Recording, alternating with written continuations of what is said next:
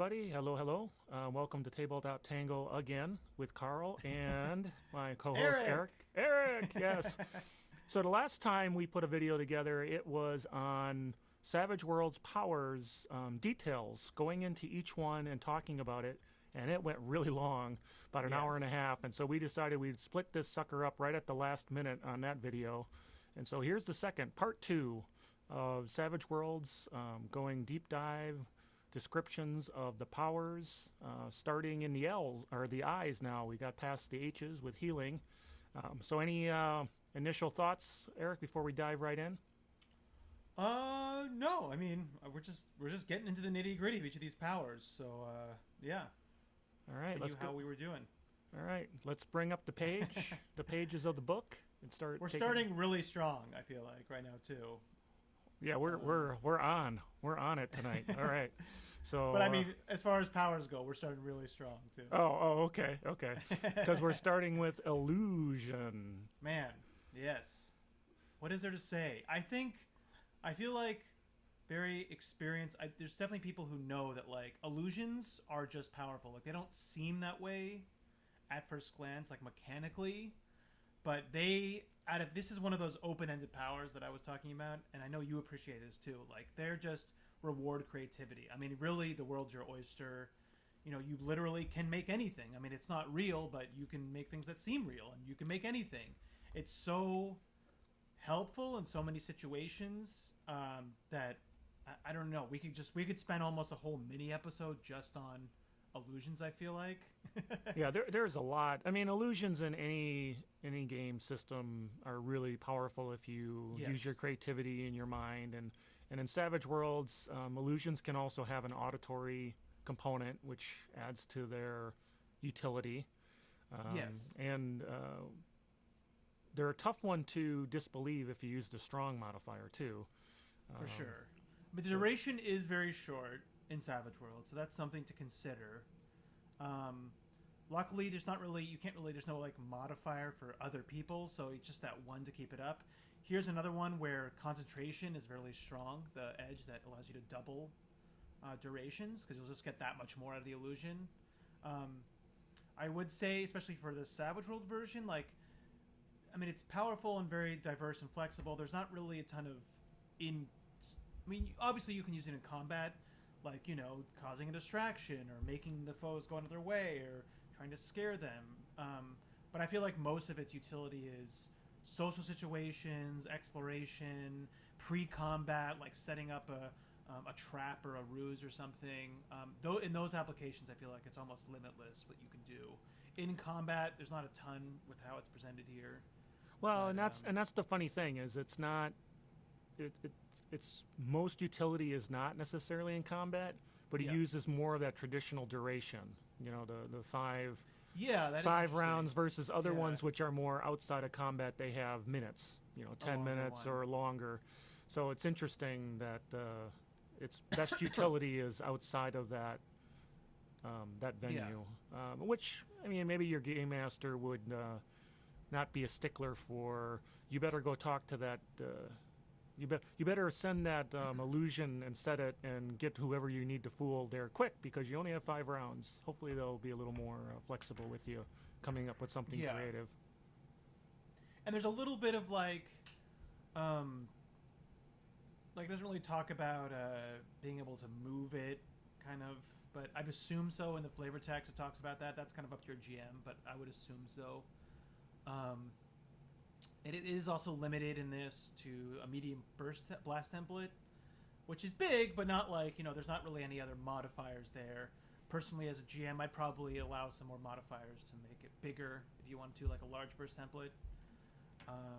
Also, maybe a modifier to like make it feel real, kind of too, just to give it some more utility. But yeah, I mean, like I said here. While illusions are very powerful, they do kind of limit it in Savage Worlds here because of the duration, like you said. It's not the most expensive power, but it's still a little pricey.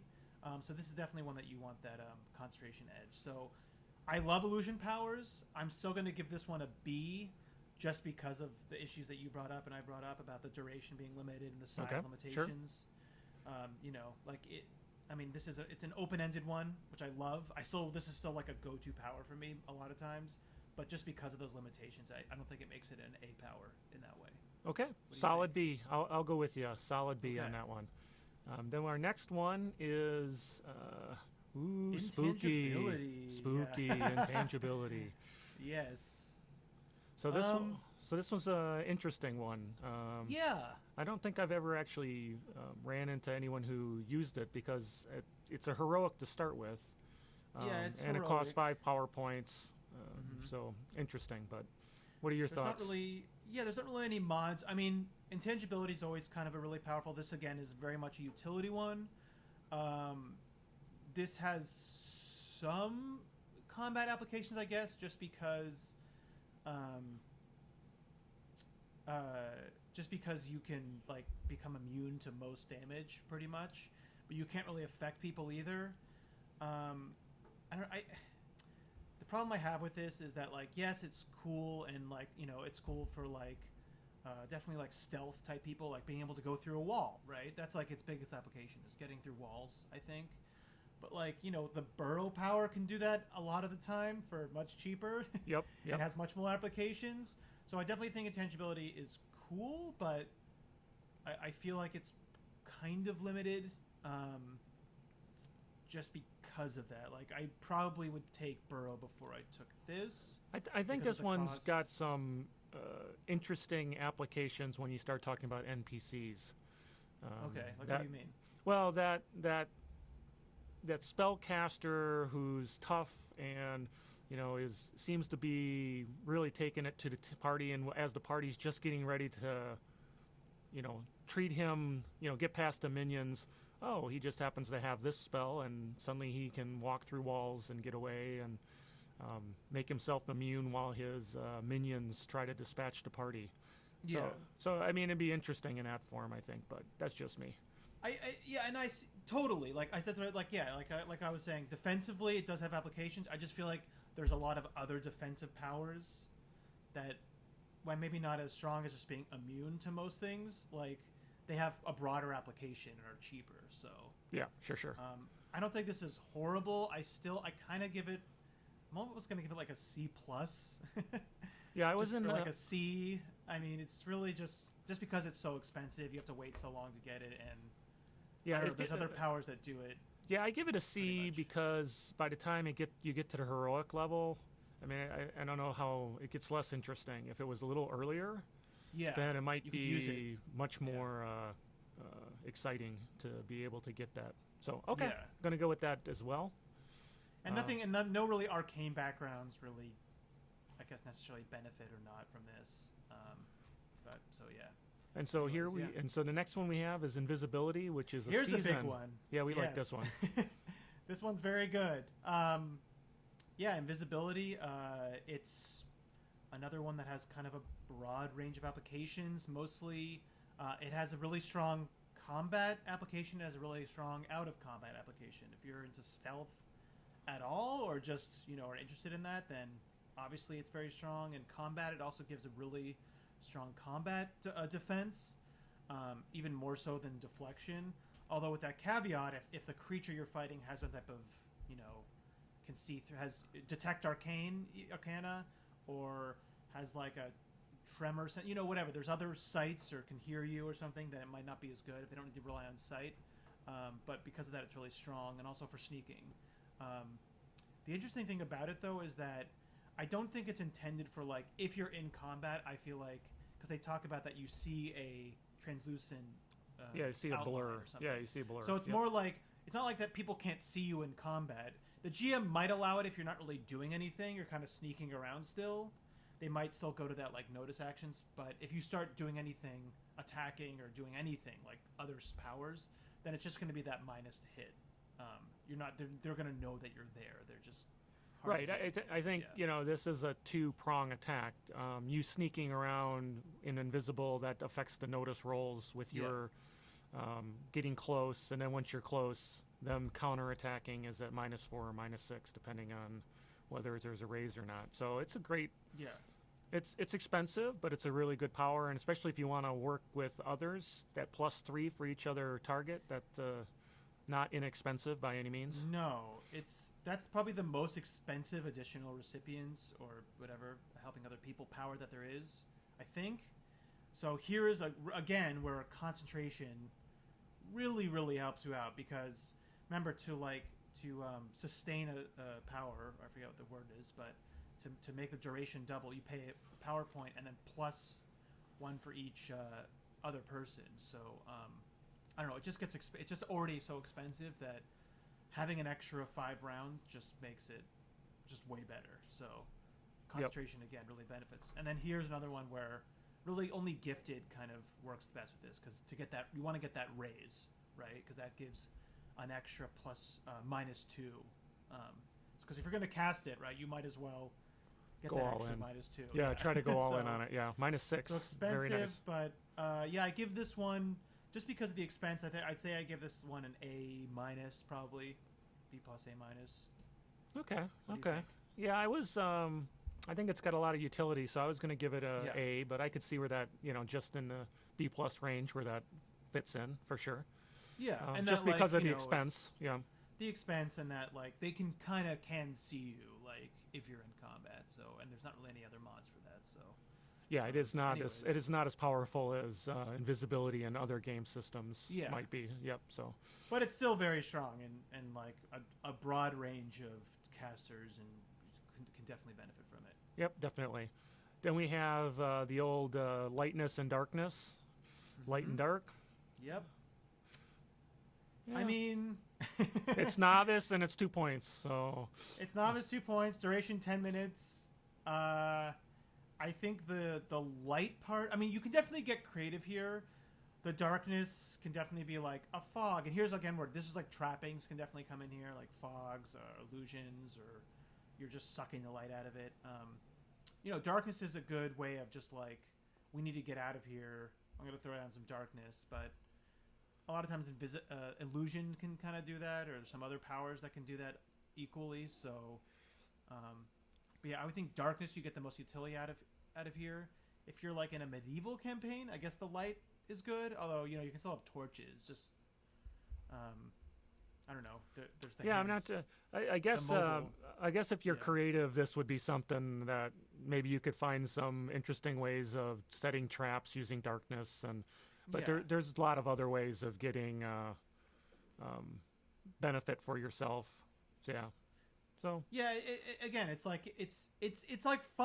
It's just that you're choosing this power over another power. If it really fits your theme or your trappings, then yeah, go for it, because there definitely is utility here. I would say more for the darkness, the light again, only if you're more in a kind of fantasy or medieval setting where it's hard, you can't have a flashlight or something. But there's just so many other powers that kind of can do similar things or that are just better, right? So yeah. if you have an extra power, I guess. Okay. Yeah. So then we So have. I give this one a, what do you rating wise? I'll give this one a B-, C+, I guess. I'll or give it a C. Depending. Yeah, it's a C. It's a C. Yeah. Interesting, but doesn't get me excited. So, then the next one we have is Mind Link. Very cheap, Mhm. but pretty much limited utility. So, Yeah, I mean limited utility, but I think I actually think it's a really good utility spell. Just because if you're in a more modern setting, headphones are a thing. And then if you're in a more cyberpunk or sub-vocal headphones, then it obviously kind of loses its usefulness. Besides not being able to hack, but even modern games, telepathic communication is really good for spying or social situations, pretty much out of combat. In combat it's good, but because of that caveat in there where if somebody gets wounded, everybody has to make a smarts. well, They get shaken is really rough. So if I was in combat, I would just drop it. It's just too risky.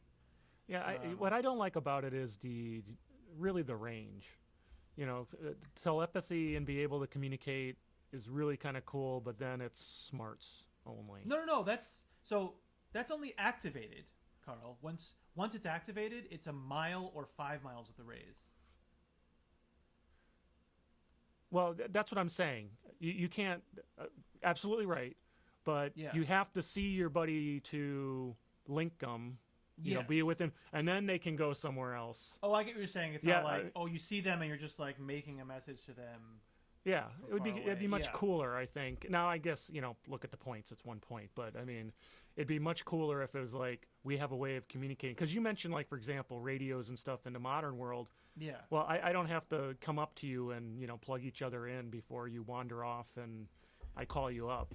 So it'd be kind of cool. It'd be cooler if Mind-Linked allowed that to happen. That's all I'm saying. No, that definitely is a good point. I mean, I almost feel like there could be two powers here because also with telepathy, you might be like, oh, send one message, but it's not that like constant. I mean, this is 30 minutes of like free communication between everybody, or your whole party, right? For a small amount of points generally. So, yeah, it's super cheap for sure. Yeah, it's super cheap, and just like that, having it for that amount of time like is super good for social or stealth situations. And obviously not having like even an earpiece or having to talk into a radio like makes it even valuable into modern games. But yeah, it's a little unfortunate that it's that smart. I mean, you could always set it up though with the range modifier, which I mean it's not huge. Like if you have a D10 smarts and you spend like 2 extra points, you triple it. So 30 inches. I mean it's something, but it's not as far as you might like. But so that's a good one definitely with the range. If you haven't we're all sneaking in first. So yeah, I mean this is one of the ones that awesome for utility out of combat stealth, but not great for combat, just because of that. So I actually give this one a B because I've actually seen it be very valuable, especially in like a non-sci-fi game. So I give this one actually a B just because being able to communicate is really good for that kind of Okay. or social stuff. In most situations, that limitation that I talked about is not going to be that big of a limitation because the party is together, and so okay, I'll give it a B too. I'll go with you on that one. Well, I mean, don't do it. You convinced me. I got it. Okay. Yeah. If you want a radio, get a radio. All right, fine. Yeah. But radios are more obvious. So, yeah, right. So, but then we're linking our minds, and then next we're reading minds. Yes. Which is, now we're definitely getting into the heavy psionics now. Yeah, absolutely. Yep. Which I did want to talk about real quick, just about like kind of trappings and powers, and it's hard once you look at like psionics and what can psionics do, and like we take something like mind reading, right? The different arcane backgrounds. Obviously, psionics is like just a giveaway. Obviously, it's telepathy, right? And then you kind of like, okay, magic, still kind of in its realm. Like there's a lot of classic magic is mind reading, being like an enchantment or whatever. Then you get a little more confused, I feel like, with gifted. Like what would gifted be, right? For something like this. And I don't think we've ever really explored this necessarily. Like what could mind reading do for, different kind of the arcane backgrounds. Like gifted. I feel like gifted could be, maybe you're like a vampire and you're like imposing your will, or kind of that eldritch horror type thing, right? Where your expanded mind is kind of imposing your will, or something like that, or you have a weird bacteria that exudes things, and then miracles could be like soul reading. So you definitely have to get more creative, I think, with some of these powers to kind of stretch if it's okay in the background. Oh yeah, sure. Absolutely. It's not just psionics. It's just get the right trapping, and I don't know how creative you have to be, right? I mean, yeah. It's very GM dependent with you work with your GM, but yeah. Oh yeah, some sure. of them have more stretch than other ones. It even says here for the modifiers as well. The GM's going to throw some at you depending on the hindrances, state of mind. Yeah. Other things that the target's putting up. The thing with mind reading that's breaks the utility a little bit is the target's completely aware of it, and unless they get a raise. Yeah. Unless they get a raise, right? But which is like that's so hard to get. I mean, it's real. Obviously, this is like if you're playing a detective type character, this is perfect for interrogations. Yeah, like you said, that little limitation there makes it harder in kind of more like casual social situations where you're trying to get information, but don't necessarily want to be like we're doing things hardcore now. Yeah, so one of the king's henchmen are actually a spy. Can you figure out which one? Well, not really, because they're going to know if I'm sneaking in. So, and it's like, yeah, game one, but it is powerful. Gain one truthful answer. That means that it's not just like their surface thoughts, which I feel like a lot of mind reading is in different games. It's like you basically just get to straight ask a question and get a specific answer. So that makes it very powerful for information gathering. So even besides the point that you made up, I think, about like in a social situation, it's kind of risky. Just being able to, in interrogations, like that's extremely powerful. Sure. If you're playing a detective character, then this is definitely a go-to power. I mean, it's obviously what kind of campaign you're playing, right? If your campaign is all about fighting, then this has limited usefulness. The more kind of social or exploitation, or especially anything investigative, like this becomes better and better and better. And there's a couple of these now that we're getting into that are like that. But yeah, I think it's pretty good if that's your character and that's the type of campaign. Well, and you can 1-2 punch it with then mind wipe, so they know that their mental was intruded, but okay, you forget about it. You can also, that's a good point. You can also, lower trait first on them, lower their smarts, make it harder to resist. Yeah, you're right. The next power goes really well. So with this, obviously psionics is probably one of the best arcane backgrounds just because of that +2 to oppose rolls. You automatically get a +2, so it's just by far the best. Gifted are kind of the next, obviously, but really, this is where the psionics, that edge that we talked about before, really, really comes to shine, is when you have these opposed rolls, and you just get that free +2. So, yeah. So I give this, if you're in a heavy social or heavy like investigation game, I would give this an A. If it's kind of one of the pillars, then this is more of like a B power, just because of like what you said with the social, that riskiness of it. Yeah, I'm going to go with a B on it for sure on that. So, okay. Good stuff, but not perfect. So then the next one, again, that 1-2 punch, we could go with mind wipe. Yeah. And that's so mind reading is a novice, mind wipe is a veteran. So it takes a little bit of time to get there to have that one. But removing memories in certain game situations or certain kinds of games would be pretty impressive and a really useful thing. Yes. Typical dungeon delving, maybe not so much, but definitely for, like you said, the social games, we're doing things and that guard didn't see me or something along those lines. Yeah, these aren't the robots that I'm seeking. Yeah. These aren't. That's that classic thing, Yeah, exactly. Yep. I think the cool thing, if you read through Mind Wipe, you're like, okay, a full minute of mental struggle, he has to be restrained. Like that part makes it like, ooh, rough.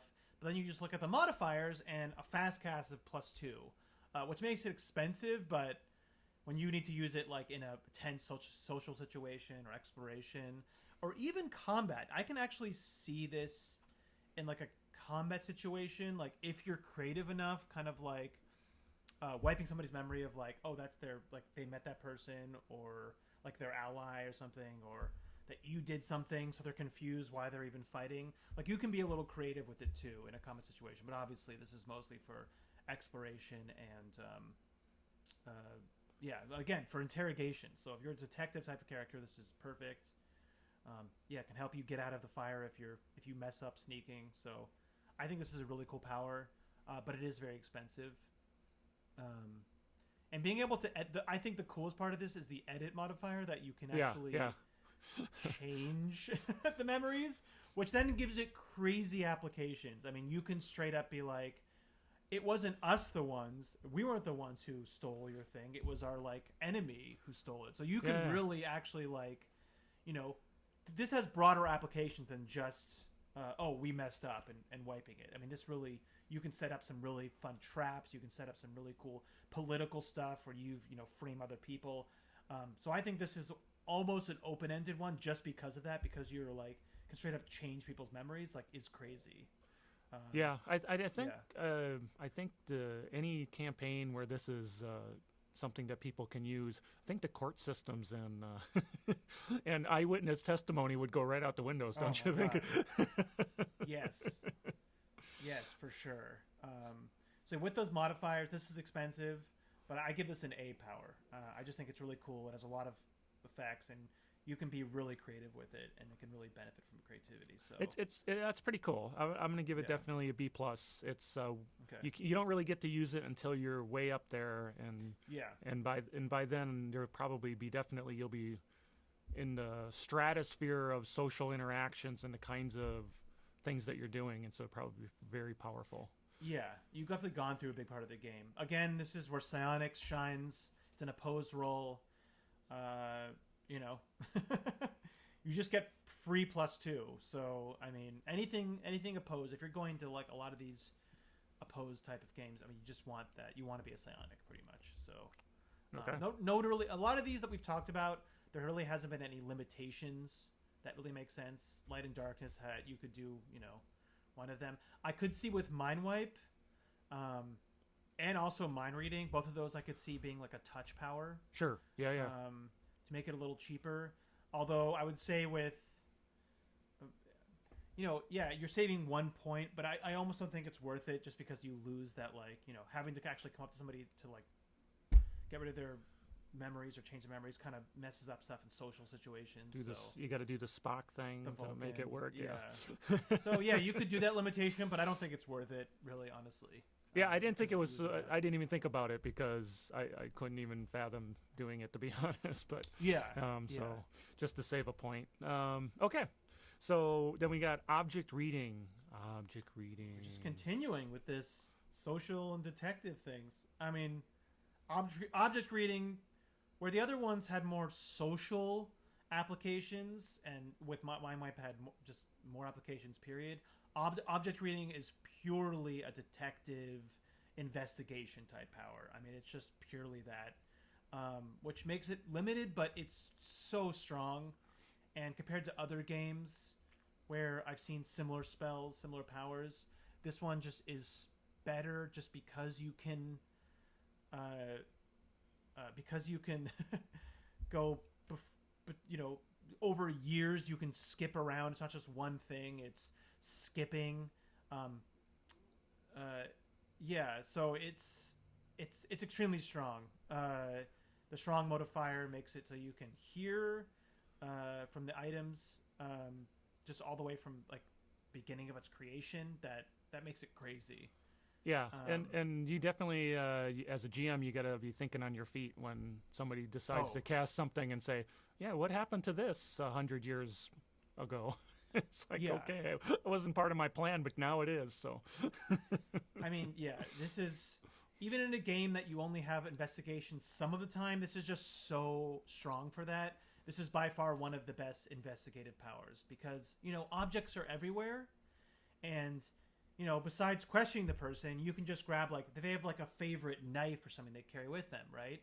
You can just hold onto that knife and find out all the murders they did, all the secret talks they did, right? There's just so many applications to this, and that it lets you kind of view everything and skip through it, makes it so good. So even in a game that's not heavily detective-y, whatever, this is still just so strong. I just can't, unless you're a pure combat kind of game, this is an amazing power that any type of psychic detective or any type of detective person should take. And it's only seasoned, so it's definitely within the reach of early characters. So I mean, it almost breaks investigations. I'd almost talk about it with your GM first, just because it really can just instead of finding out all these, you just get one object, you're just lucky, and you can just get critical information. But it goes back again. If I had a campaign where this was a power that was typically used by the police, police, quote unquote, police or whoever the authorities are, people would be doing things completely different. No one would be going out as themselves. You'd see what was going on, but what would you see? You'd see somebody who's completely covered in a mask, and because they know somebody's going to do that, right? So I mean, you could get around it. I think you just have to know that this is going to happen. and Yeah. play it a little bit. But you know, That's setting specific though, right? That's only if like everyone's using it. So Well, this sure, is one of the ones I would sure. definitely talk to your GM about. Like I just think because it's so broken in this very specific way. okay. Uh, So you may not. So in my campaign, you may not have it then. Okay, got it. yeah, that's true. I mean, think about it. In your campaign, like the amount of secrets, exactly, like the amount of secrets I could discover are mind blowing, right? It's right because my campaign is a super far future after an apocalypse. Oh, I'll just get an item from before the apocalypse, and I'll get to see exactly how it happened. No, that's not gonna. No, that's not gonna happen. Creation, So. yeah. Yeah. So okay. I give it an A. It's definitely an A power for me. Very specific, but for what it does it so very well that it's an A power for me. Yeah, it's definitely an A for what it does. So maybe not you know as broad capable, but for what it does, it's very, very powerful. It's so hyper focused and so good at it that it. Yep. And really no arcane background is better for this. This just has nothing to it. So any arcane background works for it. Yeah. Yeah. So then protection, good old fashioned. Let's give ourselves some more armor. Yeah, exactly. Armor. And it doesn't have to just be like, an actual armor. This one can definitely benefit from a lot of different trappings. This is, again, one of the main defense powers. So the other one being deflection. And then, I think invisibility fits into that. Arcane protection can fit into that. But really just for, like, broad defense against most, like, physical attacks, then protection or deflection are ones you kind of want. If you want a kind of a well-rounded thing. This is even good for... You might think this is just good for the fighter. No, this is also good for the wimpy wizard. This is who I think it's best for, to be honest, because, especially if you're using the toughness modifier. Yeah. Definitely, and it's cheap. 1 point, very and then cheap. all the additional modifiers are a point, so... Are very cheap. Yeah. I definitely... And a really good limit to this, I would say, is touch or self. If you just want to have it for yourself, I think this is one reason why I thought this is really strong for the warriors, because it actually stacks with all other armor. So, you can wear full plate and have this on top. But yeah, like you said, so having a limitation of self or touch basically makes it so you can get toughness or more armor for free when you cast it. So that makes it crazy strong. Very nice. Having +4 armor and tough. And again, this is campaign dependent a little bit how kind of high the power threshold is. If there's a lot of like arcane stuff going on, then arcane protection could almost be better. But being able to throw on toughness means no AP you can get through is super strong, and getting +6 armor on whatever you're wearing can be crazy. Yeah, that's crazy good. Yeah. I do. What do you think though? Like between this and deflection, like what do you think is stronger?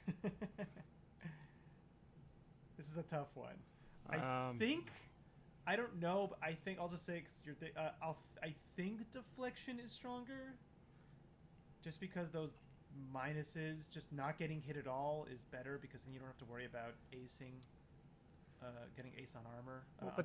I think that's a good point, right? It's one is not to get hit at all, and one is to be tougher after the hit. So I guess you got to decide what makes more sense to what you're trying to do, right? I mean, for a wimpy wizard who doesn't have any fighting, deflection would be very, very good thing to have, right? So, but maybe you've got enough and you just want to be able to, and because look at this with the toughness modifier and the more armor you're really bumping your toughness up, and armor piercing still not hitting you.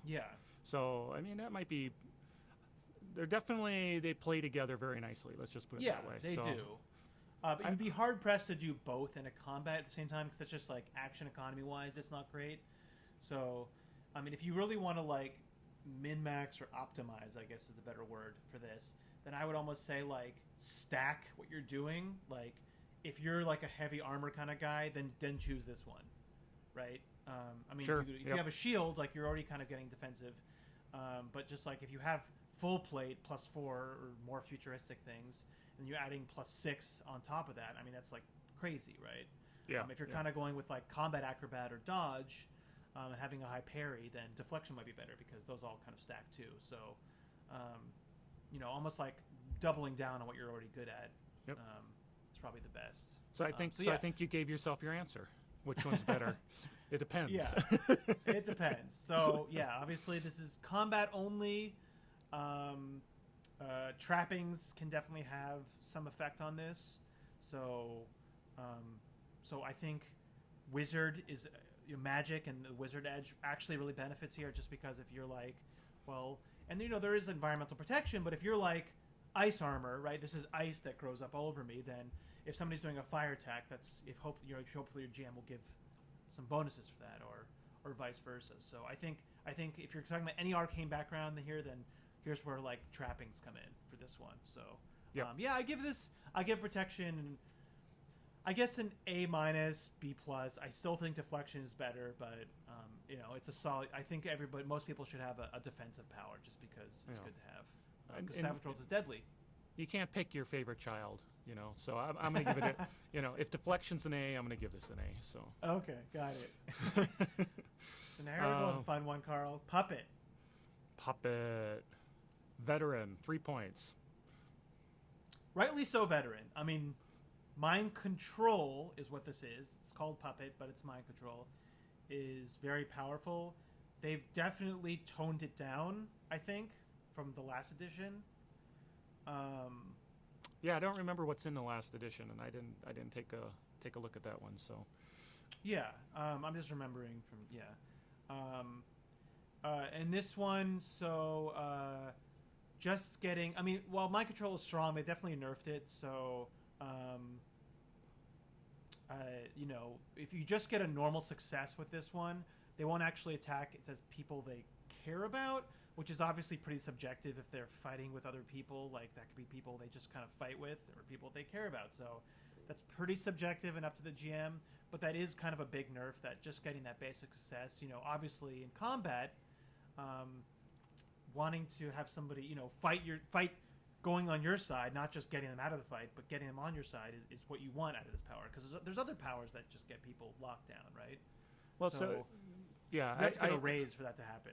Yeah, but the even the base success is really powerful. Like I have a character that has mind control as one of the powers in kind of a supers sort of game, and but that's the supers version, but right? it's different. It's actually, if you look at it, it's the only difference is it's against, instead of the target spirit, it's against the target smarts for this particular. It doesn't use completely the superpowers companion for this particular power, but the point being is, with the basic control, I could do things like, just go lay down, and so they go lay down on the ground in the middle of combat, and suddenly they're extremely vulnerable and out of the fight without saying go attack somebody or hurt myself or kill myself or anything like that. So you just gotta. It's got a lot of utility, I think. No, it definitely and it's very I powerful. Think, yeah, I mean, we played in a superhero game with mine. Yep. Remember, I had a mind control, and it is extremely. And I'm just talking about specifically how they nerfed it in combat because of that. Because, like I said, I think there's other debuffs that can kind of get people out of the fight. And even if you get a raise with this, then they still get free spirit rolls. And again, they use spirit, not smart. So if you remember, spirits, generally people are going to have higher spirits than smarts, unless they're building with a smarts-based character. Spirits is one of those ones that generally people are going to be better at, so a smarts would be better. But beyond combat, I'll just get back to mind control, is that it's amazing. It's still an amazing power, because mind control is amazing. Out of combat, you can still do stuff like, open that locked door for me that I don't know the combination to, or, there's a little bit of iffiness, like tell me what you know about this. Like that should really be mind reading. So as a GM, I probably wouldn't allow you to do that, because that's mind reading, right? You shouldn't be able to like replicate it with that. They should more just be kind of like mute. But definitely there's a lot of them like, let me into this, or do this for me, or go grab this for me. I mean, there's a lot of applications in this. beyond just combat. They Yeah. definitely nerfed it in combat though. Yeah, that definitely even if you an get a A power, raise, though. yeah, even if you get a raise, they still have to make a roll every time to attack whoever they care about, quote unquote. So, yeah, still an A power. Should be veteran. The additional recipients is pretty deadly. You don't really control them directly. The GM controls them, so that's another way. So yeah, it's not as strong as it was, but still strong. Psionics here obviously is the big winner because it's an opposed roll. So if you want to be a really good mind controller, just go Psionics. Or Gifted, but Psionics is stronger than Gifted. So yeah, I also give it an A power. And it's, again, look beyond just the combat applications. There's a lot of social stuff here too. Exactly. You can also frame people here, right? Go punch that guy in the face. Like, you can get people in trouble. So there's a lot of cool stuff and fun stuff you can do with this. So this isn't, again, almost an true open-ended power, not quite as a level of illusion, but you can do a lot of stuff with it. Yeah, a lot of mischief you can get into with this power. So much mischief. And who doesn't love mischief, right? Who doesn't, right? So the next one we've got is Relief, which is the healing for fatigue. And stunned and shaken. And stunned and shaken. So I actually think it's good. If you're playing healer, it's really cheap. It's 1 point for additional recipients. Being able to remove stunned, which is so crazy now. I know I don't think we've really played with it a lot in both of our games. Hasn't really happened a lot, I don't think. I don't know in your game. I think maybe in my game it happened once, but stunned is I've seen it in action. It's a really hard thing to get out of. Yeah, if you're a healer, you should definitely take this. And if you're stunned, you are completely at the mercy of others, right? At mercy of others. You're distracted. You can get the drop on you. So yeah, it's the drop. Yeah. And then you have to you get a free roll for it, but because you're distracted, that makes it hard. And you might be, if you're wounded on top of that, then it makes it really deadly. So being able to get out of that, and fatigue is just a -1 until you can rest or whatever is rough. I mean, it's the same penalty as a wound. Yes. And fatigue has a lower ceiling than wounds as far as being knocked out. I mean, you're not bleeding out, but you can be still knocked out. So. And let's be honest, the healer characters forget about relief. Yeah. They'll make sure they got heal, and then they'll forget about relief. And so fatigue is a good way of doing it. Yeah. And because you can add fatigue with any power, like if the GM is doing that, then this becomes even better. So any healer should do this. I could also see this for like a kind of like a monk character, kind of like, getting rid of their own fatigue or other people's, like key kind of thing. I could see that for that type of character. But yeah, and any type of healer should take this, and it's so cheap. Oh yeah, yeah. It could not be cheaper. All right. So this is, to me, what it does is it's an A. I mean, maybe not as universally applicable as healing, but I still give it like a B plus. Yeah, it's still you still can get an A even with a 92, so we can give it an A. Yeah. And the best arcane background here is Gifted, because you want that to get that raise, right? So I'm like a broken record with that, but anything that really doesn't. Well, I think you're coming to Gifted so that you get that benefit that can get you to the raise. Yeah. Psionic for the opposed. So it's like you got some good. Wizard for trappings, and it's hard with the weird science. It's like, weird science is good for just picking up all those little utility powers that you might not pick up, like light and darkness or dark side or things like that. Like, sure. Yep. So you can't really. It's hard to say with weird science. Because it's weird. Anyways, yeah, because it's weird. It's crazy. It's crazy nutty. Do lots of different stuff. So here's a big one, man. Here's a big one. Resurrection. 30 points. Heroic. 30 points. I mean, you have to have such a huge. Seth has to have. It has to have such a huge power points that you're pretty much taking the power points edge every time just to be able to cast this. So I do like that. Like, a lot of games, the GM might not even allow this power because resurrection in some games it's just so cheap, right? Like the big D20 game that will go unnamed. It's just so easy to do resurrection that death doesn't really have any weight. I do like that its power exists, and I do like that it has such a high ceiling, right? Yeah. I mean, it's pretty powerful, but it's also, let's be honest, it's also very limited in its focus, right? So it's not. Yeah. I mean, I don't know, as a character, would I, I'm an adventuring character and I'm creating my character and having a good time with it. Would I take that just because one of my friends might die? I don't know. Good for an NPC, I guess, but I don't know. I personally wouldn't take it. I mean, if you're at heroic phase, and I think if you're like a healer, then, I mean, beyond just doing it for your party members, you can do it on NPCs, right? To get so if that's your information. character concept, and you're a traveling healer who,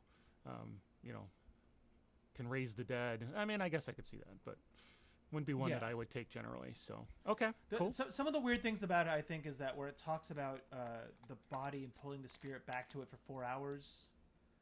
I'm not sure. It's a little weird, the text. I haven't really seen any posts about it. But I think it's basically like you... I think how it works is you cast it. If it's successful, then the spirit's back for 4 hours. Then you have to make another casting roll at -8. And then it has to be, if it's successful, then they're actually brought back to life. Otherwise, it's just kind of there for 4 hours, like a temporary thing. So I think resurrection is extremely powerful in games, and I think they did sufficiently make it difficult to do and expensive. So I actually like where it is because of that. So I will give this like a B or an A. I give it actually a kind of a B or an A just because while it has all these limitations, I actually like that it has those limitations because death still has weight. That if somebody wanted this, they have such an investment, and it's so difficult to do that. It's so rare that it's going to happen. So I don't think it breaks the game. Like I feel like in other games that just resurrection is just like, hey, boo boo. I don't know why anybody ever dies, right? Like everybody would just be alive if it's so cheap. That Everybody would be buying rods of resurrection. Yeah, they'd be selling them on Magic eBay. Every bard would just be going around. You're back to life. You're back to life. So. Everybody's back to life. Everybody's back to life. Yeah. So it is what it is. I do like how they made it limited. So there's nothing really here. Again, gifted is the only one I could think of just because of that -8. Although I don't even know if it applies to that. So this is the really difficult one. I think this needs some more elaboration as far as from the designers. Okay. So, anyways, yeah. And then we've got next up is shape change. Ooh. Shape change. Shape change. How do you? I want to hear how you feel about shape change before I weigh in. I think it's pretty cool for the most part. Yeah. It seems the cost seems to be pretty aligned with how much you can do with it. Yeah. So it seems pretty well balanced, and you can do some pretty cool stuff, to be honest with it. I like this power. It allows your creativity to kind of run rampant again,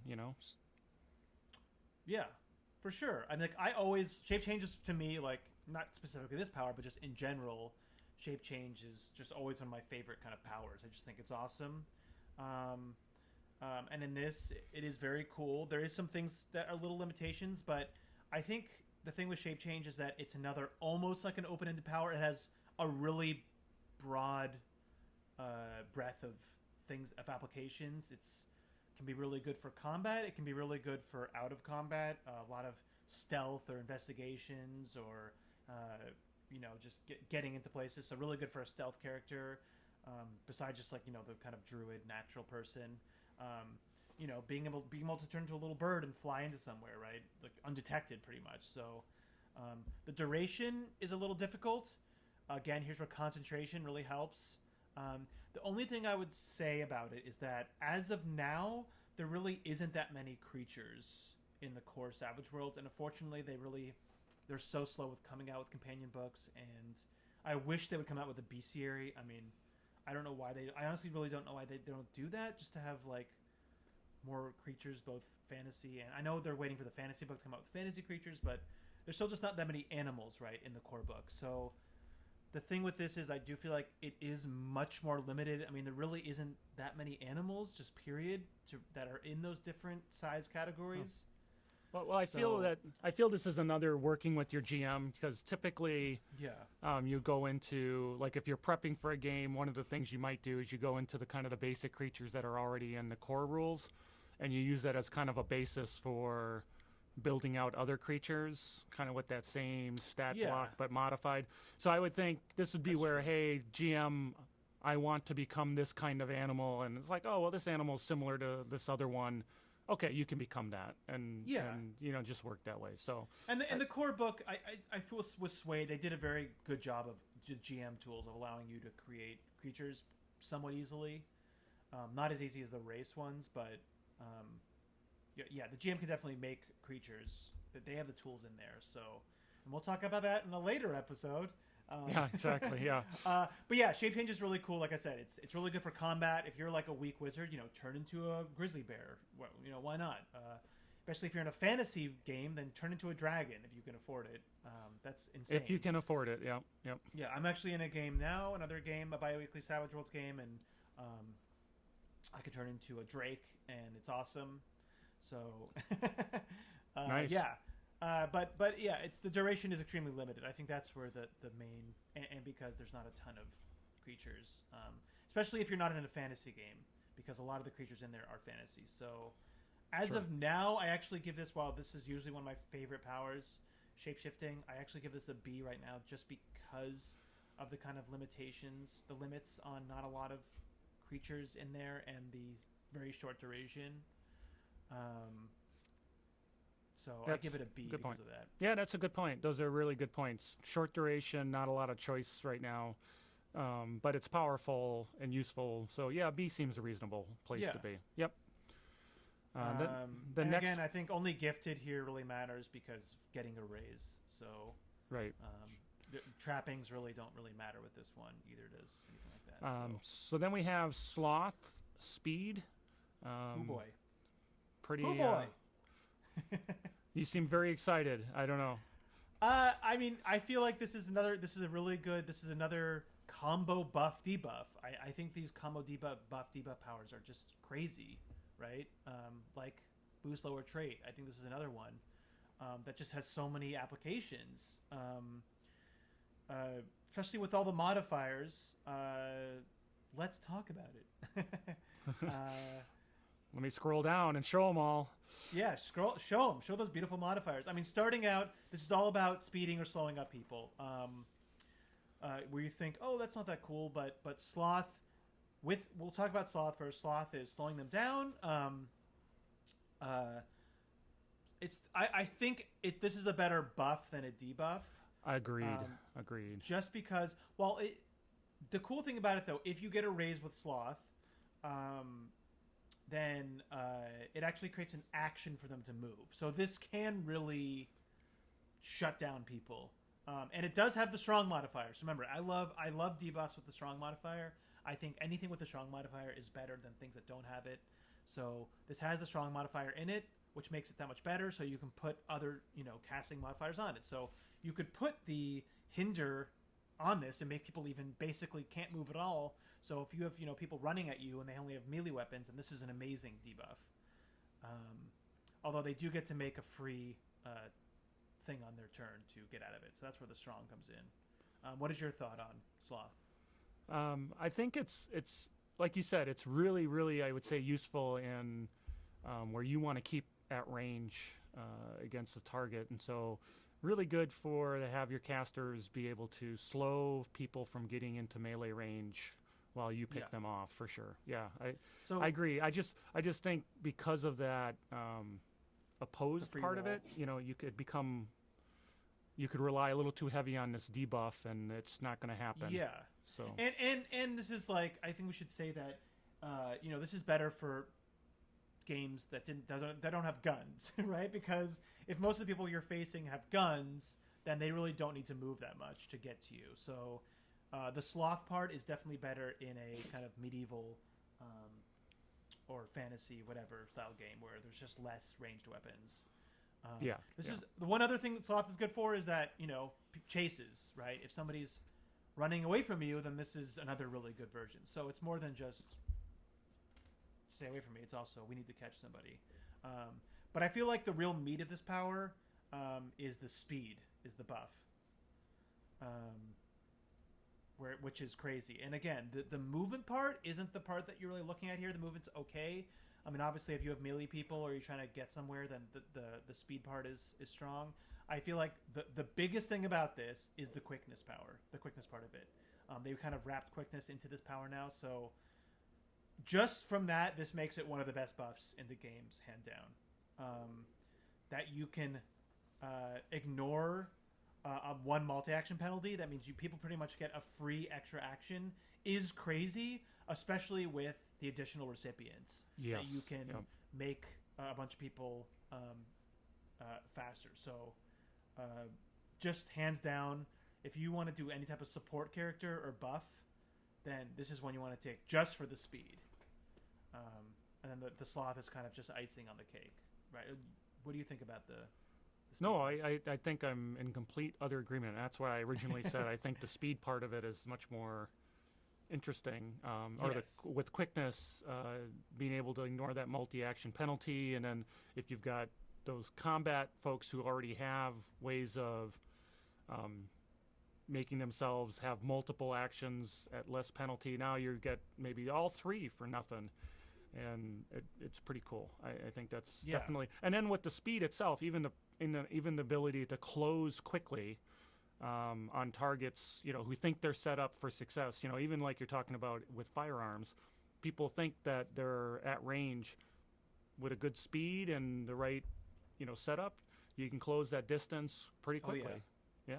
And then people with rifles can't do anything against you, right? Because they have rifles. So this works and this is, I think, going back to when in our Edges video where we talked about if you're a melee character, speed is so important, and having the fleet-footed edge is really important. And then this would just make that fleet-footed character insane, right? Another really cool thing with this, I think, is if you're making a Gish, if you're making kind of like a monk or a magical Gish type of character, this is almost an essential one. And you know what? Take both limits on this. Take the self limit and take the just speed power. Then you have basically the ability to give yourself extra speed and the quickness for only 2 points. 2 points total. Yeah. Yeah, nice. Which is insane. So I think if you're making any type of magical swordsman or any type of kind of combo martial with magic person, then you definitely, hands down, you want the speed and then use those limitations to make it cheap. Because then you'll just actually in Carl's old game, where we were a cyberpunk game and I played an insane cybered up cat person with cyber whips. My main reason was because I was just so fast and I could do so many multi actions, right? That's why I was so crazy and just basically murdered everybody. You just ripped everybody new ones over and over again. So yeah, insane. Yeah, just with whips, with cyber whips, but with melee weapons. So this is what you want. So this is by far, it's an A just for the speed. The sloth just makes it that much better. So this is definitely one of the best powers in the game. Oh, definitely an A on this one for sure. I'll agree with you. Cool. Again, and as far as arcane backgrounds, gifted. There's really nothing else that really does anything for it. So this is gifted, straight up gifted. Okay, great. Yeah, to get that raise to get rid of the run penalty. Yep. Yeah, getting rid of the run penalty exactly. Okay. Makes you crazy. Yeah. And so then the next one we've got here is Slumber, our sleep spell. That's opposed, or not opposed, but they need to make a spirit roll. Yeah.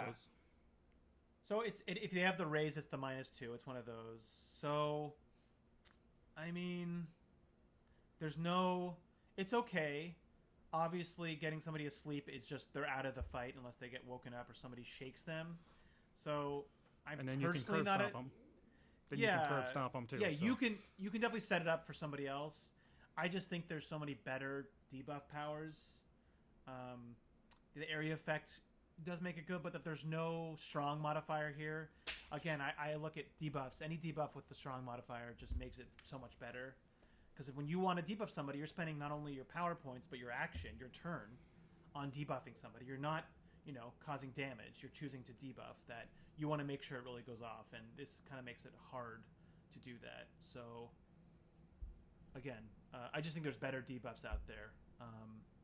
It's not bad. I mean, there's definitely worse ones, but just because of the limitations on it, and because very loud noises, which, guttural screams or gunshots could easily be considered that. Combat in general is kind of noisy. Combat in general makes this hard to swallow even in a combat setting. I mean, the only thing it's got going is that the duration's an hour. But I mean, yeah, that is true. That's actually a very good point, Carl, that the duration's an hour. So in more of like, if you're more of like a stealth, this is definitely better. If you're kind of a stealth character, having somebody having somebody sleep. But otherwise, I don't think it's that good. So I think if you're a stealth, that's a very good point, man. If you're a stealth character, I guess I would give it like a B-. I mean, it's kind of a C+. C. It's kind of an average sort of power for sure. I mean, but if you're not a stealthy person, I actually give this like a C- or a D+. It's not great, super great in combat, like you said. There's other better ways of getting benefit in combat. So, and it's resisted by spirit again, which is the stronger of the two mental attributes for defensive purposes. So, yeah, I think there's better buffs out there, but if you're a stealthy person, then all right. Then there is the mighty smite. Smite. The mighty What do you think? smite. What do you think about smite?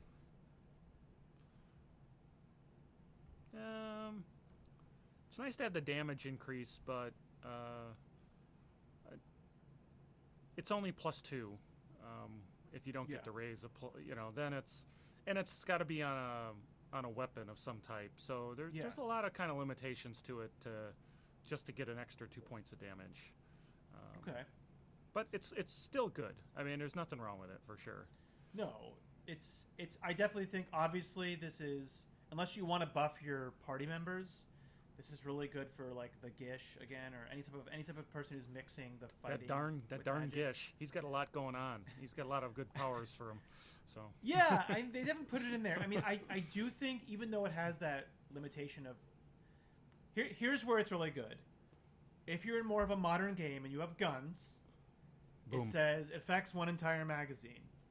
If you have like say a machine gun or even a submachine gun that has a large magazine, that +2/+4 damage is actually really good, especially when you're doing stack. So I think this can be very powerful if you're spec'd out for it.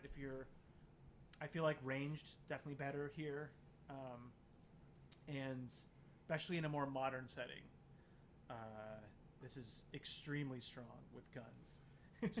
So get the quickness going. So you get rid of the multi-action penalties. Then you smite, get some damage. And if you have the edge for rate of fire, I mean, yeah, maybe. Okay. You can really just unload on somebody. I think this is really good. I don't know if I think for a caster who wants to buff, I think there's better buffs out there that you can do. But I think for somebody who wants to just do this for themselves, especially if they're ranged, then take the limitation for being self. And this makes it extremely cheap, right? Just 1 point. Yeah. So yeah. I give it a B. I give it a B, but if you're in a modern setting with guns, especially like machine guns, then I give it honestly an A. If you're like that, if you're spec'd out for it, I think it can be. If you're like I'm the gun guy, I have a big gun, I do damage, then this just makes that just makes you do so much more damage.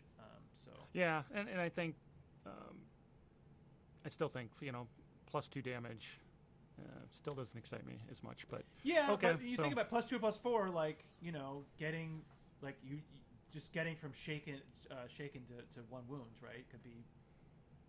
Well, that's fair enough. So. That's fair enough. So definitely better for higher rate of fire kind of weapons to take advantage of the Yeah. load of ammunition for sure. And, Okay. and doing like, and while that will run out sooner, right? But I just feel like doing that kind of Nova damage is what you want there. So Right. Well, I mean, Smite only lasts a duration of 5 anyway, so it's only going to be sort of the more lead you can throw down field in a short period of time, the better Yeah. anyway. So, and again, this comes in if also conversely, I should say, if you're like a fighter with frenzy and improved frenzy, and yeah, you have the quickness or something on you, then this is also really good. So I feel like this is really only strong, but you have to have a lot of other edges to support it, where it actually makes it strong. If you don't really have that edge support, I think it's kind of weak, but because like you said, it's only 2 damage. But if you have, either guns or like a frenzy, that type of stuff in, then it becomes much stronger. So this is definitely something to take with other edges. okay.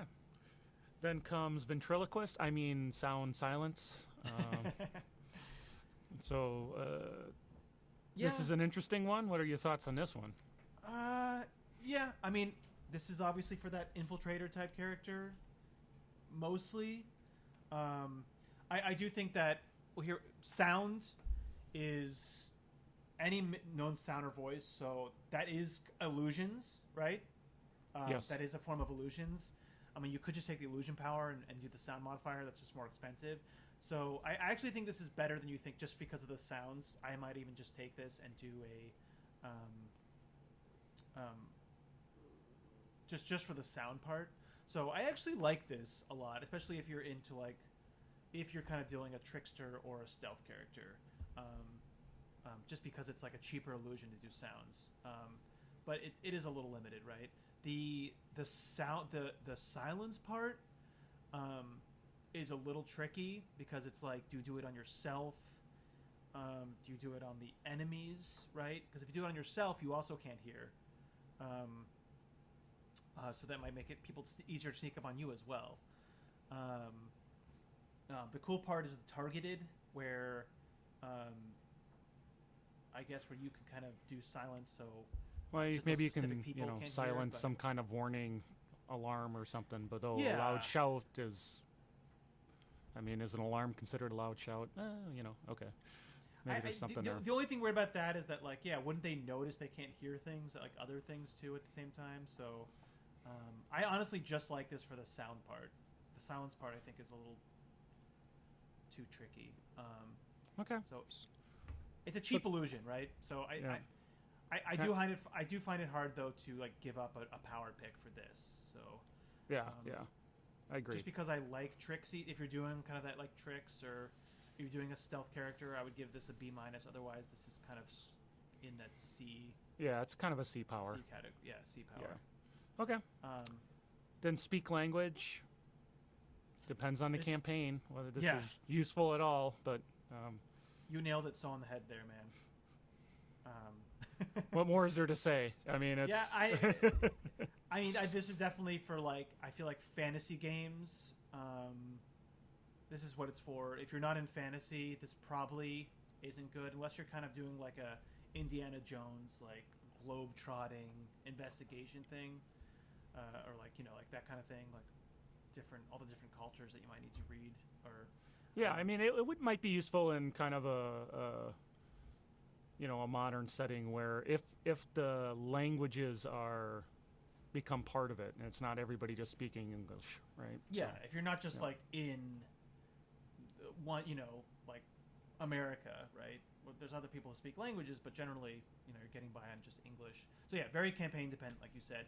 The one caveat I will say, though, if you're doing kind of like an illusion base, like using the disguise power a lot, right, and disguises, then this is something that you might really want to consider, because that one time you're like, okay, yeah, I get to use my disguises, and sneak into this store, whatever, this like bar where there's mafia. Oh, they all speak Italian. I don't speak Italian, right? So Right.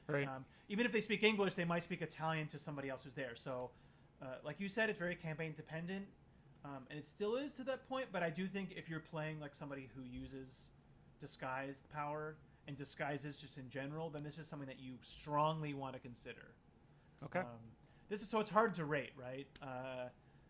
In the right campaign, this could be extremely useful, Otherwise, it's probably not worth it, I think, unless you're into disguises. And if that's something you're like heavily into, then I almost think this is a go-to power, because getting to a situation where, oh, I'm disguised, but I can't speak their language, like, that just ruins your disguise. I mean, it goes from useless to essential. So it's hard to give a grade. You know, hard to give a grade, yeah. All right. So then let's jump to stun. Because we know stunned is a very good state to have people in. Yeah, good state, but I mean, it targets vigor, which is a little rough. I mean, the only thing is that like stunned itself uses vigor, so I guess this is kind of like it's good against things that have low vigor, but there's no strong modifier here. Oh, that's right. It doesn't have a strong modifier. Doesn't have strong, and because stunned is very powerful, but I don't know. I just feel like there's better debuffs out there. But stunned is very powerful, so that kind of makes up for it. Like, I would probably take this over slumber. Oh yeah, definitely. Although, you know, you can't really use this. And this is one where trappings can actually come into play a lot, which actually does make it better. I do think that, like, you know, using light or sound or some type of energy or magic, like being able to change your trappings here and having a specific trapping. So I think wizard here actually makes it better if you can creatively come up with ways, you know, if there's, and again, this is probably more fantasy, but like if there's something that's sensitive to light, you know, using changing it to like a light based stun would probably make that thing harder to resist. So my magical flashbang. Okay. Yeah. So I think in a fantasy setting and with the magic, the wizard power, this can actually be really good if you can kind of take advantage of different creatures, what they might be vulnerable to. Otherwise, I do think there's better debuffs, but I don't know. For me, I'd probably give this just like a B-, just because stun is so powerful. But I think there is better debuffs out there to choose. What do you think? I think. I kind of like this power. The issue is that, like you said, it doesn't have the strong modifier, which kind of, I don't know, ruins it a little bit. But overall, stunned is so powerful that it's a great one. I think it's a good one. So I'm going to give it at least a B, just because I think it's extremely useful. But cool. It's not, you know, stunned is powerful, but you got to go past vigor, and vigor is something people tend to have high values in, so it kind of weighs out there. All right. For sure. Okay, Summon Ally. This is Summon Ally. Number 2 of the pet summoning powers. The first one was Beast Friend. Yep. This one is very interesting. I have a lot of things to say about this one. Oh, well, go ahead. I have a lot of different thoughts. Floor is yours. So I generally think this one is the worst out of the 3. But going back to, you know, we talked about the Beast Friend I would probably add the summonable modifier there, because to make it, so it does depend between those two. One of the reasons I don't like it is because the duration is so short. Also, I feel like most of the attendants bodyguards, while they're immune to fear, they're constructs, they're really just not that good. They're pretty average. Yeah, pretty average. So the very short duration, the summons themselves aren't very good, but you can summon them. Here's what's really good about it is that the mirror self is absolutely insane if you're a strong caster. If you're a strong caster with a lot of offensive abilities or buffs or debuffs, if you have a lot of power points, if you have a lot of powers, then that makes this power. I would almost just wait to take this at at veteran, just for mirror self. So, you know, it's crazy. I mean, yeah, it's an extra, which makes it hard about casting. But you can put some arcane energy downfield.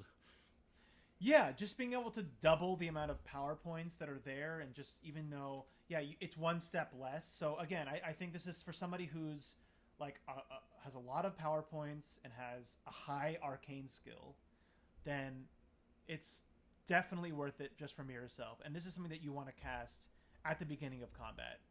Oh yeah. And then just start unloading with buffs or debuffs or I think it probably almost be better for doing things like buffs or like ranged attacks because the threshold for those are much lower, right? You don't need no opposed rolls. Probably any opposed rolls would be bad, or just because it's not a wild card. So this is definitely stronger if you have a lot of like attack powers and buffs. But yeah, just for mirror self. The other thing that I like about it is that it does have some there is some utility here. There is some creativity there. It does talk about like making a different like a wolf, blah blah blah. You might trade the shooting die for a notice or survival. I mean, so it does give you some creativity. Like here's some creativity that you can work with your GM here to make some different stuff that it can do. I still think it's limited. The other thing that I think that's cool about this that you can use this for is kind of like a cheap flight. That it does have flight, and once it gets a little bit stronger, then it could actually like hold you. But that might be if the GM's like no, and that's more of the higher level ones once they're stronger. But this is the flight one is definitely for Sentinel. Now it does have Mind Rider, so it can be a scout, but it's really not a good scout. They're not small. They're not that stealthy. So I don't think it's actually good as a scout. So those are my kind of things with it. Like I said, I generally think it's weaker than the other two summoning powers. But if you're a caster with a lot of power points and a high thing, then the Mirror Self is a really, really, really, really, really good combat thing to do.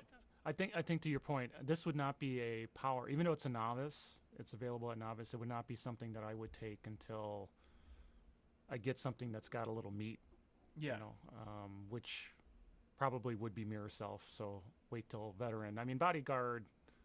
If you look at the stats,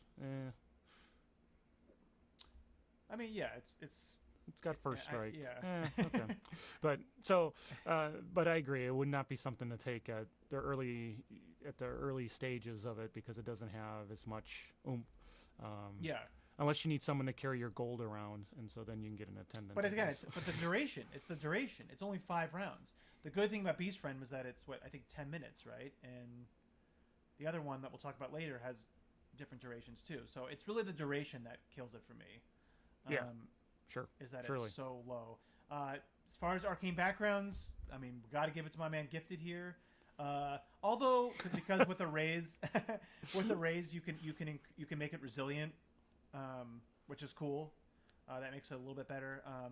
And also, Wizard does come into play here. I think Wizard, with the magic arcane background with the Wizard edge actually comes to. You can do like an Ice Elemental or a Fire Elemental or a Stone Golem or whatever. Being able to change the trappings again if you can take advantage of weaknesses. With the GM allowing, right? Yeah, with the GM allowing it.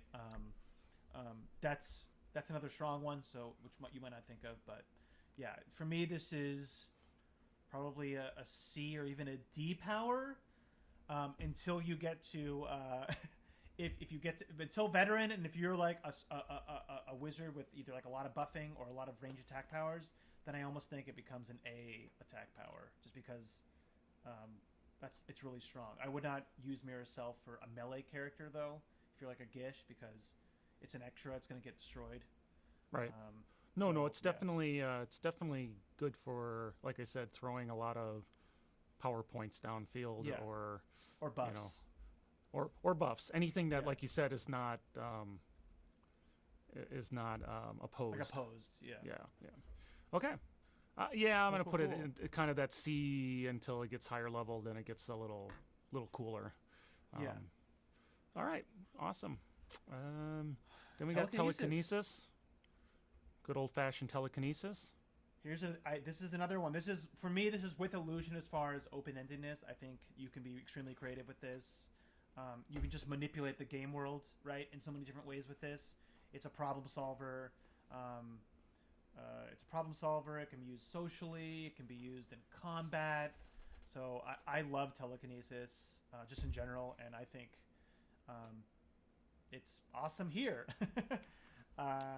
Especially if you're a weak wizard or weak whatever, you know, having that strength of D10, D12. The range is smarts ×2. Now, the really cool thing about this is if you use the range modifier with this, that lasts for its duration. So, you know, It's 5. It is very expensive though. It's 5 points. So definitely something you want to have when you have more power points. But if you're casting it for 5 points, throw on the range. Just spend 1 extra points, and then it's smarts. I guess it would be times 2, then doubled. Don't you think? Right? Well, it's doubled, right? So it's smarts times 2 times 2. Yeah. So, right? So that's smarts crazy. times So if 4. it's Yep.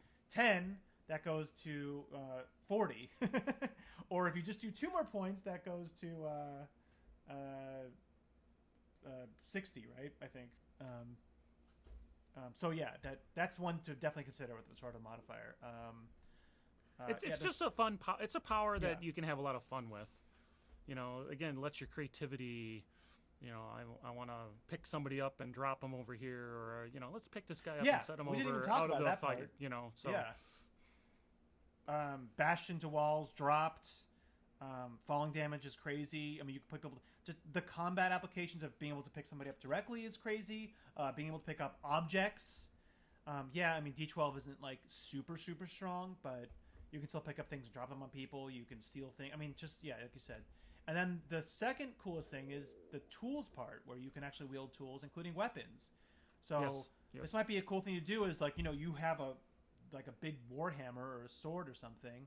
That you can walk around with and then use telekinesis on. Yeah, the only bummer is you have to use the relevant skill. Yeah, that would be much cooler if it was like you could use that arcane just use skill, your because you skill, totally are going to have that like maxed out, and that would be awesome. But oh well, got to put some balance in, I guess. I mean, it is a cheap You way know, if you gotta get that balance raise, it somehow. Yeah, if you get that raise with it and have a powerful weapon, I mean that's still a strong attack for that you can consistently use for the duration. So it does give you kind of a lot of. It's expensive up front, but it does give you a lot of oomph over time. Yeah, strength of D12 is nothing to sneeze at. No, in a superpowered game. So here, I think obviously Psionics is the winner, with kind of tied with Gifted here, just because Gifted will give you that extra chance of a raise, but then Psionics will give you, if you want to actually pick somebody up, it'll give you that +2 there. So, yeah. Nice.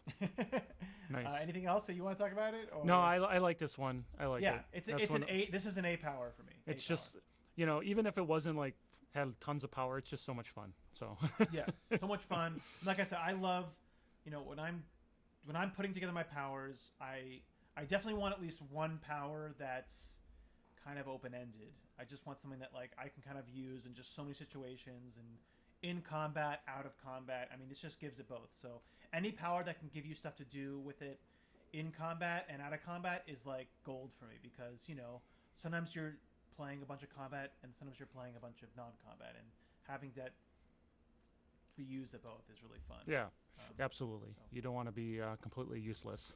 No. In one situation or another. What do you give it as a ranking? I think you're with. Oh, me, it's an A. An A. Okay. Yeah, it's an A. Come on, it's too much fun. Yeah. All right, then Cool. Teleport. Teleport. Yeah. I usually love Teleport. Again, it's one of my favorite, up there with like Shape Change and Telekinesis. Again, I'm coming from mostly like the superhero book. I don't like it as much here. It's still good. A Teleport's always good. This is again one of the other mobility powers, like next to Fly or Burrow or even Speed, I guess. Yes. Yeah. I guess my issues with it is that it's an action, which makes sense, right? I mean, it has to be. But that just makes it so it's more about. I mean, you reappear up to 12 inches. It's only one thing. It's 2 points. Fly allows you to also move 12 inches, unless you got a raise, obviously, on this. That's kind of its. You can't ever really increase the range of it. Is where I don't like it. The range, the smarts range, just for, I guess, casting it on enemies, right?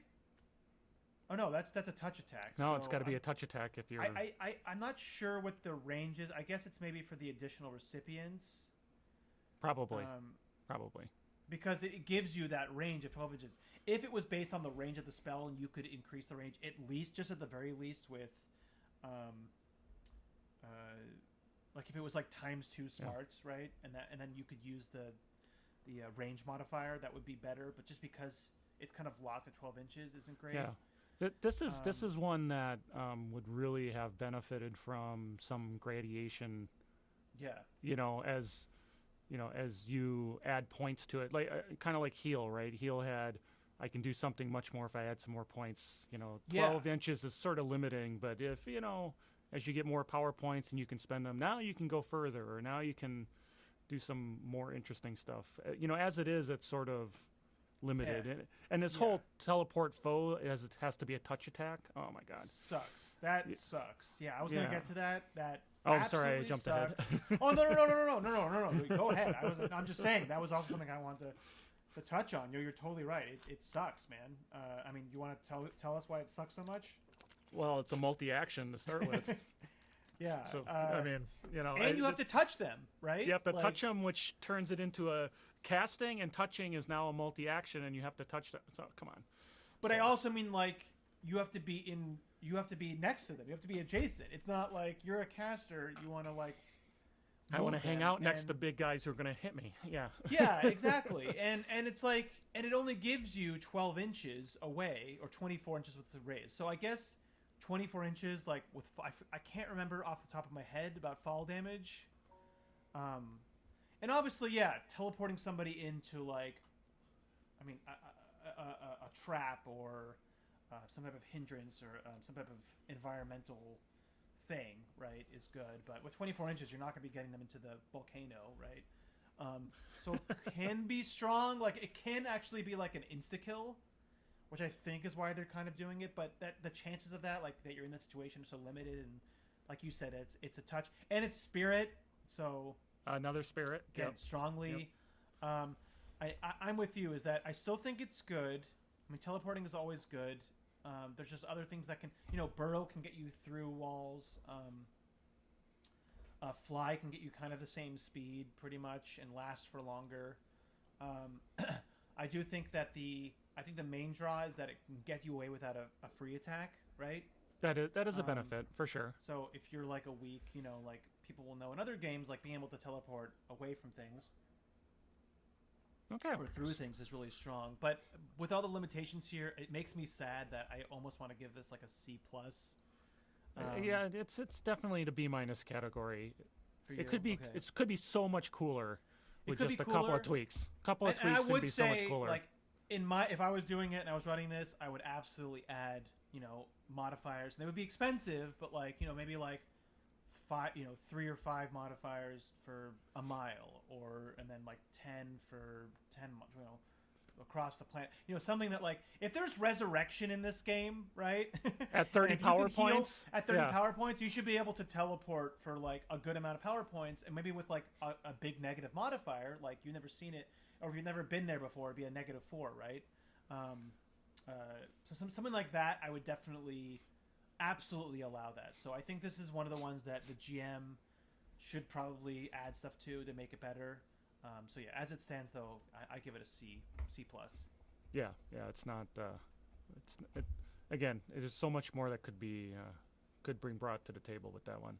Yeah. So then we have Wall Walker, Spidey Man.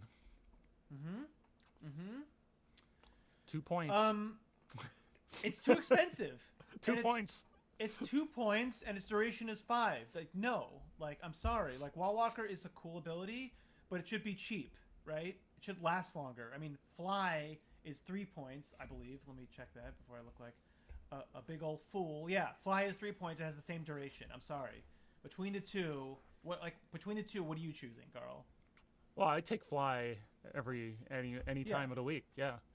I mean, because if you really want to be a wall walker, you could fly while touching the wall. And look, I'm walking up the wall. Look at me go. So, I'm very confused why they put it to that, and I'm trying to think, like, does Fly have things like it's like attacking when you're flying? Like, there's not really any negatives to that, and that it's saying if forced to make that athletics roll to climb.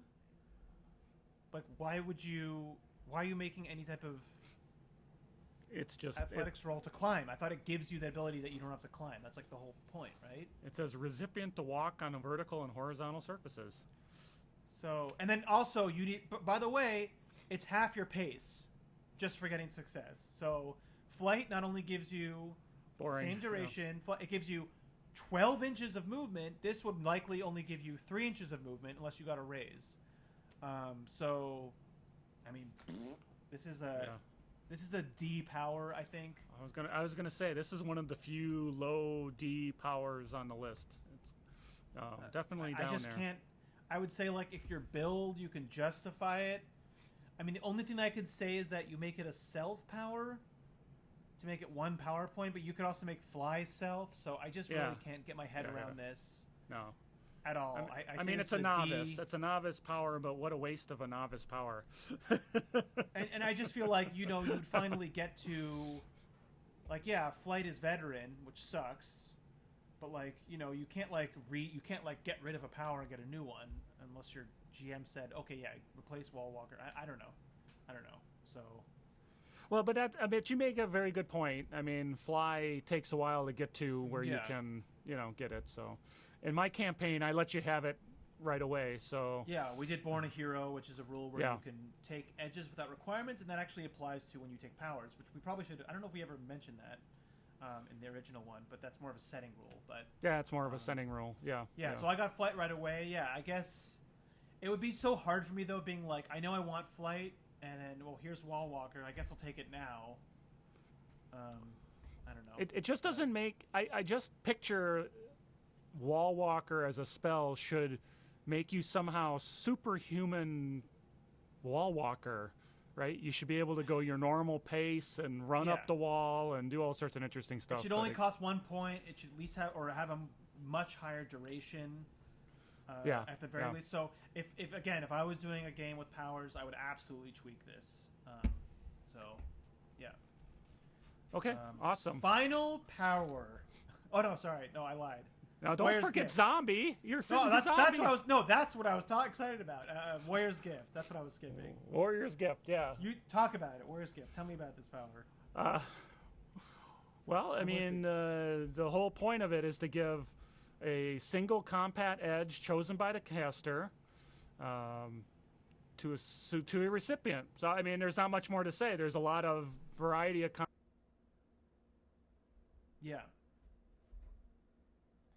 Yeah, it's... So, yeah, I mean, I think we should talk about a little bit the nitty-gritty of this. A lot of good combat edges start at seasons. It's also a season power, so that makes sense. I'm not a huge fan of this, how it's written, that it's really expensive. But yeah, Frenzy is powerful. But the part that makes it also hard is that you have to be the same rank or higher. Okay, I mean, it makes sense, but the cool part here is with the raise, it gives you the improved version, which doesn't have to meet the rank requirement. So that's where it's strong, is that, you know, you can give somebody just straight up improved frenzy or something, or improved dodge, I guess. I mean, it's expensive. I mean, if that's your character build out, is that you're all about, you know, helping others be better at fighting, then okay. I mean, I just think that there's better buffs. I mean, boost trait is just a more flexible and better buff than this, I think, and cheaper. Oh, okay. So I don't know. I'm not a huge fan of this. I think that it can work in some situations. If you can always take this, obviously, again as a gish, just make it self, just make it a little bit cheaper. But I don't know. It can definitely fill in gaps for you while you rank up and get edges, or if you're taking a lot of powers and you really want those combat edges, then it can work. But, you know, it's an action to then get this combat edge. It's just kind of a little... You're wasting your action. And then it lasts 5. Yeah, it only lasts 5. So I think there's a lot of better buffs, especially buffs for even gishes do themselves on here. So I really give this one I guess this is a hard one for me to rate, man. C, B minus, I guess. Kind of a C. You know, again, I'll cop out. I'll cop out on its average. It's got some effectiveness. It's useful. It's expensive. again, like you said, with the certain modifiers saying it's just for myself, and then you get a little more inexpensive. And I guess if that's your build out, then that's your build out, and so it might be useful there. Gifted here is really strong because you want that at raise to get that improved version. I mean, that just makes it so much better if you can get that. So that would be kind of interesting, sort of a gifted character that has a limited number of powers. Yeah. This would be interesting that, it just kind of, now they can pick anyone they need to pick in the situation that they need to have. That would be kind of an interesting character build out, for sure. So I guess when we're talking about slot, I guess my main problem is that, like, if you're kind of taking one, you're taking a lot, you're almost better served just, like, taking that edge instead of taking this power, right? Like, if you're at seasoned and you keep okay, I'm going to use this to take Frenzy, like, just take Frenzy and then use your power selection for something else. You know what I mean? Yeah. No, that's fair. Yeah. I give it a C. Gifted makes it better, but there's just better buffs. Give yourself speed. It's such a better buff. A boost trait. It's such a better buff. Definitely boost trait over this one. So, all right. Okay. Then last power. Drum roll. Zombie. Okay. So now is this last but not least? This is definitely last but not least. This is the third of the pet classes, and in my opinion, this is the best one by far. Bounds ahead. Why is this the best? Several reasons. One of them, the permanent modifier. You can, for 0 PP, for 0 power points, you can make it completely permanent. While you have a zombie up, it you don't have access to those power points anymore, but just being able to have one just with you is so strong and good, and it's crazy. Obviously, this is undead, so depending on your setting, this can be less useful because it's undead and people that look bad on you or run you out of town. I think is a big caveat we have to talk about, but you could also always dress things up. So I think it's very strong. There is a basic zombie that gets it, and another caveat with this that you actually have to find a corpse. It's not just I summon an undead from nowhere. Right. So okay. Here's the cool things about this. There's a lot of cool things that I think people don't realize. For one, it has its physical skills, but not smart spirits and related skills. Okay, so that's fine.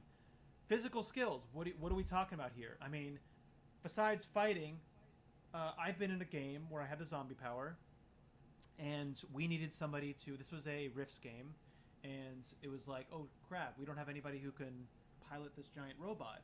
Oh, wait, we killed the pilot. I'm gonna raise him. He has piloting of whatever, a D6. Nice. He's an extra, but he has piloting. So this actually has a lot more utility than just combat. For zombies. So now would piloting be considered a physical skill? It is. It's based on agility. Good point. Yeah. Good point. Exactly. Okay. So yeah, it has that benefit to it. Another really, really, really, really, really, really, really cool thing about this is animals. I mean, this gives zombie you the creatures. ability of kind of the beast friends, but creatures, and it can be crazy. I mean, the cost for them isn't that bad. And getting back to the point of in that same Rifts game, Rifts is a crazy high-powered game, and I was actually using this zombie power, and there was this like insane, I forget what they're called, but they're basically this like huge buffalo thing, and I came across it. The GM was like, "Oh yeah, it's dead," and I was like, "Oh, is it?" He didn't even think about it. I summoned that thing. That thing was a beast. I mean, that thing was insane. It had so much toughness. It was crazy. So the zombie creatures are a really, really good way because they have their beast abilities, and they they were already kind of stupid anyway. So the loss of the smarts and the spirit is really not a big deal. And they also get like the undead abilities, which are really cool. Including their forms. What? It is a veteran power, so it definitely It is a veteran power. Takes a while to get there. So another really cool thing about it is the Mind Rider, and again, because you have a permanent thing, like you could have, I would in that same game, I actually was a blind kid, and I had a seeing eye zombie ferret that I used. So you can get creative with that. I would also use birds, like little undead birds that I would just carry out and make fly for scouts. So that permanent modifier makes it a really, really, really broad range of things that are good. The armor and the armed is always a little weird. It's like, yeah, you can make them with armor or armed, but you can also like get items and put them on them, right? So, I don't know. I think it's... Well, it feels like the armed and armor really comes into play if you're trying to make them immediately effective. Viable. Yeah, definitely. Yeah. That's in combat. It's good that it's there, but I'm just saying, besides that, you have the ability to do it. The duration is also excellent on this. It has already, besides the permanent one, it just has a duration of an hour. So that makes it crazy. It's only 3 points, and then you can also summon each additional zombie for 1 power point. And then when you want to re-up the duration, it's going to cost 1 plus each zombie, 1 for 1 zombie, and then plus 1 for each additional zombie. But really, you should just use it as permanent because you're not going to really get the power points back. I mean, you'll get some power points back if you do that way, but permanent, just you don't have to worry about it. So. Yeah, I don't know. I have had a lot of experience with it, and it was beyond just, I have a zombie for fight, whatever. You also have a guard who can, they're not that good at notice, but they can still sit there.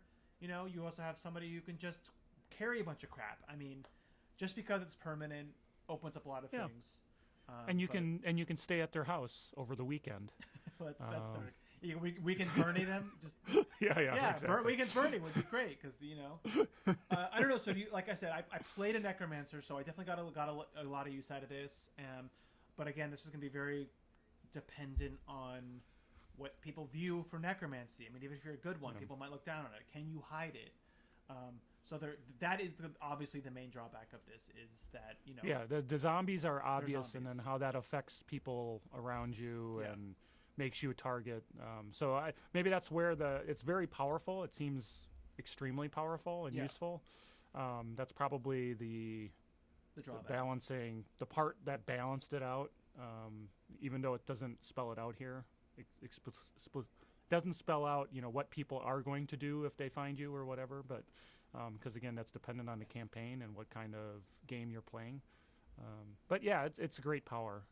I've never played it, so I haven't had the chance to be as creative with it, but, I've seen people use it to great effect, for sure. And here, again, Gifted. I got to throw it to my man Gifted because of that extra effort. If you get a raise with this, you can boost 1 trait, which is really good. I mean, you can make them even tougher, increase their fighting, and then if it's permanent, you just get that boosted. So being able to, like, okay, I want to get the really powerful zombies here. And again, which makes it really cool is that if there's a pile of bodies, there's 3 undead here, doing 3 and then only 4 or 5. That's 5 power points, and then trying to get that raise, and they all get that boost, and they're permanent. It's crazy. So, it's definitely the best summoning power. It's definitely with the drawbacks that we brought up, but gifted. If you want to be the best at this, then you definitely want to be gifted. But this is obviously more of a magic or miracles, I think, usually. For sure. You have to be creative with gifted. Excellent. Cool. I see dead people. All right. Okay, so excellent, amazing talk. Yeah. Surprising you went just as long as the last one, even though we had half the content. We talked more about the powers, I think, in this one. For sure. Ones. Yeah, there's some pretty impressive ones here that we had to cover. So, excellent talk. I think we really did a good job of kind of laying the foundation as where some of these powers would be interesting, maybe not as interesting.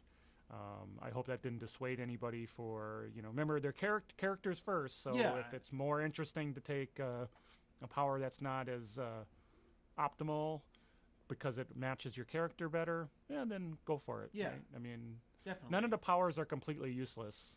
It's just some are better than others for sure. Yeah.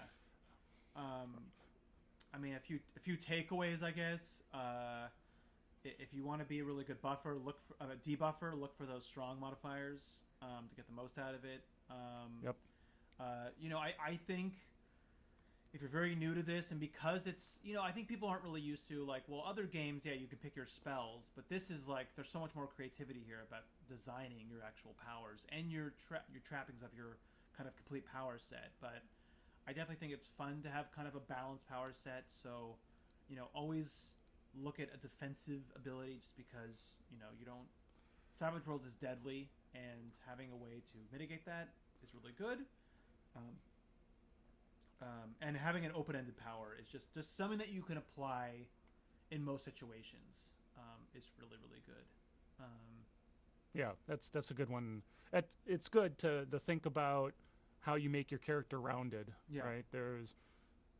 Don't think all offensive. Don't think all defensive. Don't think, you know, just combat. You know, keep yourself rounded. You know, so that you can be effective inside of combat, outside of combat. You can buff where you need to. Yeah. As well as, you know, cause damage when you need to, and just balance it for sure. Yeah. Cool. All right. Well, that was a part 2 of a deep look at all the powers in the Savage Worlds. This is a 3-hour movie level, these two together, but hopefully... I did expect it. I did not expect that would be this much to go through.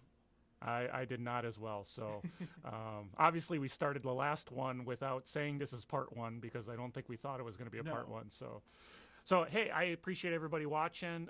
Hopefully it was useful. We'll continue to do some more deep dives into Savage Worlds world. I don't know what's coming next. We got lots of ideas, Yeah. but hopefully this was useful, and happy spell casting. Yeah. Happy powers, everybody. Remember, the most important thing is to have fun. Is to have fun and make more zombies. Yes, All right, always there we go. more.